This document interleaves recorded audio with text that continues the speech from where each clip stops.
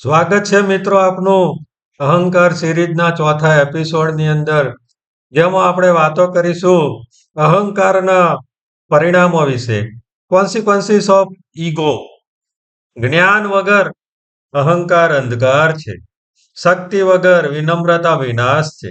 અહંકાર એ અગ્નિ છે જે પ્રકાશ પણ આપે છે અને ભસ્મ પણ કરે છે. અહંકારથી મોટો દુશ્મન કોઈ નથી, કેમ કે માણસને ઈશ્વરથી નહીં પણ પોતાના સ્વથી પણ દૂર કરે છે.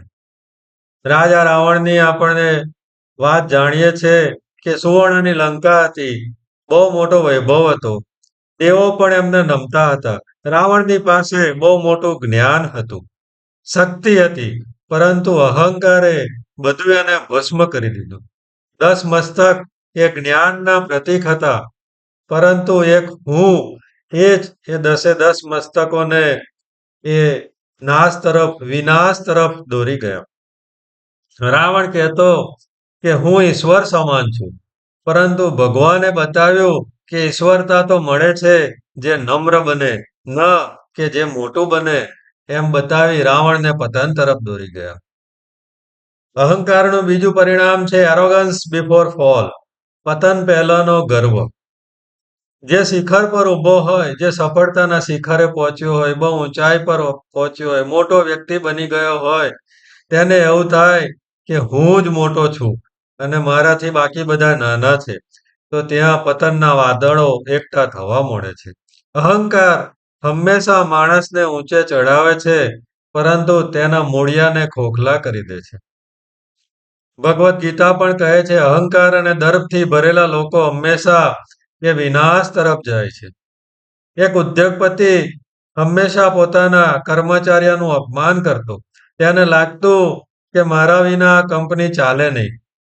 પરિણામ એ આવ્યું કે ધીમે ધીમે સારા કર્મચારીઓ એમને ત્યાંથી નોકરી છોડીને ચાલ્યા ગયા. વિશ્વાસ તૂટ્યો અને એ એકલા પડી ગયા અને અંતે એમની કંપની ખોટ કરવા લાગી અને બંધ કરવાનો વારો આવ્યો. તો અહંકાર એ તમને શિખર પર ચડાવે છે, પરંતુ સાથે તમને એકલતાની ચોટી પર એકલા પણ રાખે છે. તો અહંકારને દૂર કરી આપણે એવા ગંભીર પરિણામો ન ભોગવવા પડે, તો એનો હંમેશા ખ્યાલ રાખવો જોઈએ. અહંકારને લીધે સંબંધો પણ તૂટે છે. broken in relationship. અહંકાર પહેલા હૃદયમાં ભેદ પેદા કરે છે, દુર્ય પેદા કરે છે.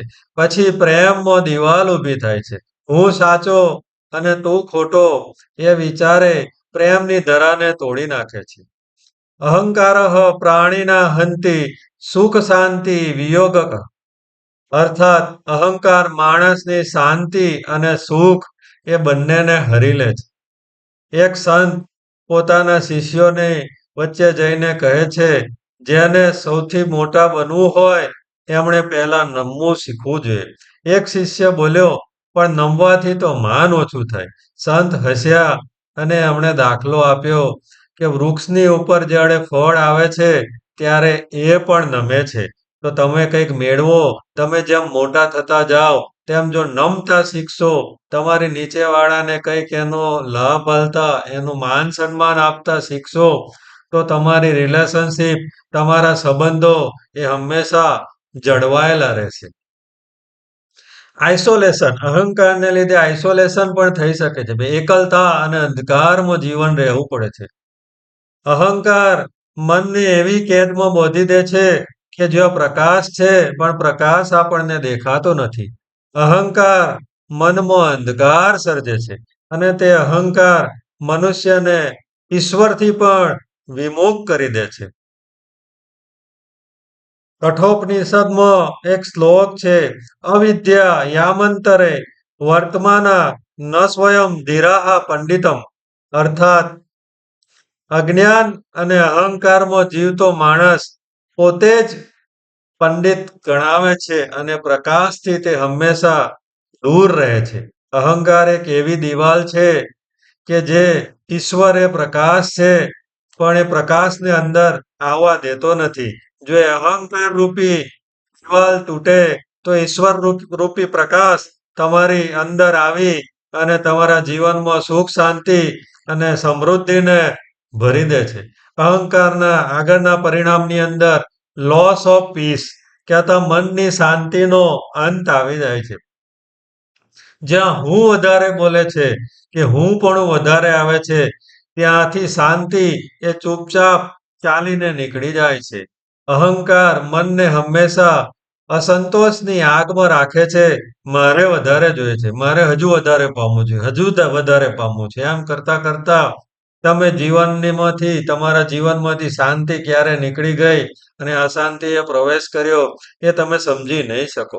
ભગવદ્ ગીતાના 3જા અધ્યાયના 39મા શ્લોકની અંદર ભગવાન શ્રી કૃષ્ણ કહે છે, આવૃતમ જ્ઞાનમેતેન જ્ઞાનીનો નિત્ય વૈરિણઃ અર્થાત અહંકાર અને કામનાઓ જ જ્ઞાનને ઢોકી દે છે. આધુનિક જીવનમાં પણ અહંકારના રૂપે આપણે આપણા વિચારને જ સત્ય માનીએ છીએ. હું જે વિચારું, હું જે કહું એ જ સાચું. બીજાનો દ્રષ્ટિકોણ એનું કોઈ મહત્વ નહીં. તો એના લીધે થઈ અને તમારા મનની શાંતિ એ ખતમ થઈ જાય છે. અહંકારના આગલા પરિણામની અંદર ફોલ ઓફ ધ માઇટી કહેતા શક્તિશાળીનું પણ પતન થાય છે. અહંકાર એક મૌન ચોર છે, કંઈક એનો અવાજ આવતો નથી. જે રાજા પાસેથી રાજને લઈ જાય છે, પૈસાદારને પણ ગરીબ બનાવી દે છે. ગમે તેવો મોટો વ્યક્તિ હોય તો એ પણ ઉચ્ચ શિખરથી નીચે પડે છે, એને કંઈ ખબર પડતી નથી. આપણો ઇતિહાસ પણ સાક્ષી છે કે શક્તિથી નહીં, અહંકારથી સામ્રાજ્યો તૂટ્યા છે. મહાભારતનો એક કોટ છે, દુર્વિનયઃ પતનાય અર્થાત અહંકાર અને દુર્વિનય હંમેશા પતનનું કારણ બને છે. દુર્યોધનનો અહંકાર અને તેનો દુર્વિનય તે વિચાર્યા વગરનું વર્તન એને શ્રી કૃષ્ણ ભગવાનથી દૂર લઈ ગયા અને કુળ સહિત એનો નાશ થયો.